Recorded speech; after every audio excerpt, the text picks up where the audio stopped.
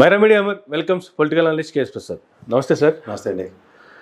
Sir, రీసెంట్గా జనసేనకు సంబంధించినటువంటి 21 మంది ఎమ్మెల్యేల్లో దాదాపుగా మరి పవన్ కళ్యాణ్ గారు ఉన్నారో లేదో 20 మంది ఎమ్మెల్యేలతో అయితే ఒక రహస్య మీటింగు విజయవాడ వేదికగా ఒక హోటల్లో జరిగింది.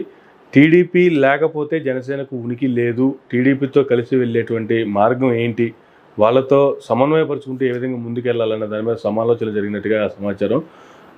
అసలు ఆ మీటింగ్ సారాంశం ఏంది, అసలు పవన్ కళ్యాణ్ గారు ఏమైనట్టు రీసెంట్గా కలెక్టర్ల కాన్ఫరెన్స్ కూడా జరుగుతుంది, జరిగిన దాంట్లో కూడా పవన్ కళ్యాణ్ గారు అయితే కనిపించలేదు. ఏంటి సార్ అసలు? నేనైతే ఒకటి చెప్పగలను సార్. పొద్దున్నే బ్రేక్ఫాస్ట్ తిని బయలుదేరి మళ్ళీ బ్రేక్ఫాస్ట్ అరిగిలోపుగా విజయవాడ చేరి అక్కడి నుంచి మళ్ళీ వెనక్కి వచ్చి నానా తెప్పలు పడుతున్న దగ్గర ఈ కలెక్టర్స్ కాన్క్లేవ్లో ఆయన కనబడకపోవడం, సింగపూర్ వెళ్ళారని ఒక విశ్వసనీయ సమాచారం. ఓకే. ఈ అవుట్కమ్ ఒక ఎత్తి అయితే 21 మంది ఎమ్మెల్యేలు మొన్న మీటింగ్ ఒకటి పెట్టుకున్నారు. 21 మందిలో మరి పవన్ కళ్యాణ్ గారు ఉన్నారో లేరో అన్నది డౌట్, కానీ నాదెళ్ల మనోహర్ గారు అయితే ఖచ్చితంగా ఉన్నారు, థర్డ్ ఎంపైర్ రోల్ ప్లే చేస్తూ. ఈ సమావేశంలో ఈ తెలుగుదేశం నుంచి గెలిచి వైఎస్ఆర్సీపీ జనసేనలో జాయిన్ అయ్యి గెలిచిన ఆ 13 మంది అయితే కర్ణుడికి శల్యుచార్జ్యం అన్నది ఒకటి ఉంటుంది, తెలుసు కదా. ఆ కర్ణుడు వెళ్తా ఏం కొడతలే అర్జునుడు, నువ్వు ద్రోణాచార్యుడి శిష్యులే, నువ్వు ఏదో ఎక్కడి నుంచో నేర్చుకుని నువ్వు బలవంతులు అంటారు కానీ నీకు అంత సుఖం లేదు, అలా ప్రాణాలు తినేస్తుంటే అది శల్యసారథ్యం అని మనం భారతంలో చదువుకున్నాం. అలా ఈ 13 మంది నసరాజుల్లో దాపరించారు. మిగతా ఏం కాదు, ఏదో ఎవరితో విలీనం అయిపోతానే కానీ మీ ఇండివిజువల్ ఎబిలిటీస్తో మనం గెలలేము, మన పర్సంటేజ్ ఏమి మనకి ఎక్కడ వీటో పవర్ లేదని ఒక పక్క శతపూర్వకు దొరికినట్టు దొరికేస్తాను రటాలని జనసేన వాళ్ళు. ఓకే. ఇదొక ఎత్తి అయితే ఇంకో పక్క ఏంటంటే క్షేత్రస్థాయిలో నేను పిఠాపురంలో కూడా వర్మ గారిని నాకు తెలిసి అక్కడ ఇన్ఛార్జ్ ఆయన పిలకొని జనసేన మీటింగ్ అయితే ఆ జనసేన ఇన్ఛార్జ్ చల్లగా జారుకున్నాడు. వాళ్ళేమో చాలా పెద్ద రషాబస్ అయింది. అచ్చెన్నాయుడు గారికి కూడా ఇదే తంతు. ఓవరాల్గా గ్రాస్ రూట్ లెవెల్లో చాలా ఫ్రిక్షన్ ఎదుర్కొంటున్నారు వాళ్ళు. ఇది మనం చాలాసార్లు చర్చించాం. ఇక్కడ ఇది అవుట్కమ్ ఏంటంటే, ఇప్పుడు ఉదాహరణకి కలెక్టర్స్ కాన్క్లేవ్లో డిప్యూటీ చీఫ్ మినిస్టర్ గారు హోదాలో ఆయన ఎందుకు లేరు, ఇవన్నీ ప్రజల్లో చర్చనీయాంశాలు అవుతున్నాయి. ఈ 21 మంది ఎందుకు మీటింగ్ పెట్టుకున్నారు, ఈ 13 మంది ఎందుకు చెదపురుగు తిన్నట్టు తినేస్తుంటారు, వాళ్ళు విలీనం దాకా మాడేస్తారట. ఓకే. ఆయనేమో అంటే విలీనం విషయంలో కానీ తెలుగుదేశం విషయంలో కానీ వాళ్ళు మాట్లాడినవన్నీ ప్రజల్లో అలా గింగిరాలు తిరుగుతున్నాయి. ఈ గూగుల్ ధర్మం అని యూట్యూబ్ ధర్మం అని 3 వీడియోలు ఏమో మనకు కావాల్సిన చూసి 4 అటక్కుమన్నది వచ్చి ఇది ఎప్పుడన్నారు అని ఎత్తుక్కునే పరిస్థితిలో ఉన్నారు. దానితో ఈ తప్పెల ఛానల్ ఎన్నాళ్ళు మనం గతంలో మీరు గమనించలేదు, జగన్మోహన్ రెడ్డి గారు పరదాలు వేసుకుని వెళ్తున్నారు అని ఎంత బాగా చెప్పారు, బాగా ఇంపుగా చెప్పారు కదా. వీళ్ళు ఏం చేశారంటే వార్తలకి పరదాలు వేసేసి ఈ తపేలా వార్తలే ప్రజల్లోకి తీసుకెళ్లి చర్చ. ఎందుకు ఈ జనసేన తెలుగుదేశం ఫ్రిక్షన్ ఎక్కడైతే డ్రెస్ అవుతుందో ఎందుకు పరికరాన్ని వివేకానంద రెడ్డి మర్డర్ తీసుకొచ్చి ఇది చర్చ మొదలెట్టారు. నేను ఆ డైపర్ మాసాడి తెలివైనడు, ఎవరికి అనుమానం రాకుండా ఒక లాయర్ గారిని కూర్చోబెడతారు, ఆ పెద్ద ఆయన చిన్నపిల్లని చేసి అంతేగా అనిపించే కార్యక్రమానికి తెగలేపుతారు. అసలు జరిగింది ఏంటి, జరుగుతుంది ఏంటి, అక్కడ సాధక బాధకాలు ఎలా ఉన్నాయో అది ప్రజల్లో చర్చనీయాంశం కానీ కూడా మాషాడ బ్రహ్మాండంగా మేకప్ చేస్తూ వాళ్ళు, నేను ఎప్పుడు చెప్తాను కదా, ప్రాథమిక సూత్రాలు 5ని బాగా పాటిస్తారు. హూకిల్డ్ బాబాయ్, తల్లికి చెల్లికి అన్యాయం చేసినాడు, వాళ్ళ ఎమ్మెల్యేగా డోర్ డెలివరీ డెడ్ బాడీ, నంద్యాలలో ఓ ముస్లిం ఫ్యామిలీ ఆత్మహత్య, 5వది డాక్టర్ గారి మాస్క్.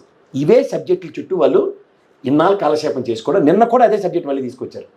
ఇంత జరుగుతుంటే ఎప్పుడు కావాలన్నా ఏదో దాన్ని తీసుకొచ్చి ప్రజల్లో పరదాలు వేస్తారు వార్తలకి. జగన్మోహన్ రెడ్డి పరదాలతో పోల్చాలి దీన్ని, ఇది గమనించాలి. ఓకే. ఇప్పుడు ఫ్రిక్షన్ అంటారా, క్షేత్రస్థాయిలో నిజంగా చాలా ఇబ్బంది ఉంది వాళ్ళకి. మొన్న తిరువురులో చూశారు కదా, కొలికిపూడి అయినా డిసిప్లినరీ యాక్షన్స్ దాకా వెళ్ళినా తెలుగుదేశం కనబడుతున్నప్పుడు ఎంత కాదన్నా 2 చేతుల్లో కొడితే సౌండ్ రాదు కదా. అంతే కదా. తిరిగి ఉల్టా 25 లక్షలు డిమాండ్ చేసాడని అపవాదు. మళ్ళీ జనసేన వాళ్ళు వాళ్ళకే డిసిప్లినరీ యాక్షన్ వాళ్ళ మీద. ఇవన్నీ జరుగుతుంటే వాళ్ళ కార్యకర్తలు అంటే మా వాడిని మేము ప్రొటెక్ట్ చేసుకోగలమని జన సైనికులు వీర మహిళలు చాలా బాగా చెప్తున్నారు వేదికల్లో. ఇప్పుడు మాతో చర్చనీయాంశాలు లేని వేదికల్లో నాకు చాలా బాగా చెప్పింది అమ్మాయి, చక్కగా చెప్పింది. మేము కాపాడుకోవగలం సార్ మా కార్యకర్తలను. నిజమే కదా, ఇప్పుడు కార్యకర్త ఒకటి చేయదుడే కదా. నియోజకవర్గంలో 10 మంది కార్యకర్తలు ఉంటారు, ఎగ్జాంపుల్ చెప్తున్నాను. ఆ 10 మంది ఒకటి కష్టం వచ్చినప్పుడు మిగిలిన 9 మంది వెళ్ళరు, అదే కదా పార్టీ. అంతే కదా. అలా అది కూడా అడ్రస్ కానివ్వకుండా సమసితంగా కొట్టేస్తున్నారు, చెట్లు నరుకుని వెళ్ళిపోతున్నారు. అలా కాళ్ళు నరికేస్తే కార్యకర్తల బడబాగ్ని ఎలా ఉంటుంది, అది ఒక పక్కన అడ్రస్ అవుతుంది. రెండోది రేపు ఉగాదికి పంజారం పెడతారు లాస్ట్ బ్యాచ్. నీకు ఇది అనే ఆ బ్రహ్మానందం గారు పంచినట్టు పదవులు కనుక తేడాగా పంచారంటే ఆ చిరంజీవి వచ్చి కత్తి చూపిస్తారు చూడు, అలా జనసేకలు రెడీగా ఉన్నారు కత్తి చూపించడానికి. ఓకే. సో వాళ్ళు చాలా బాధగాను ఎక్కడా వెంట అవుట్ పొజిషన్ లేకుండా ఉంది.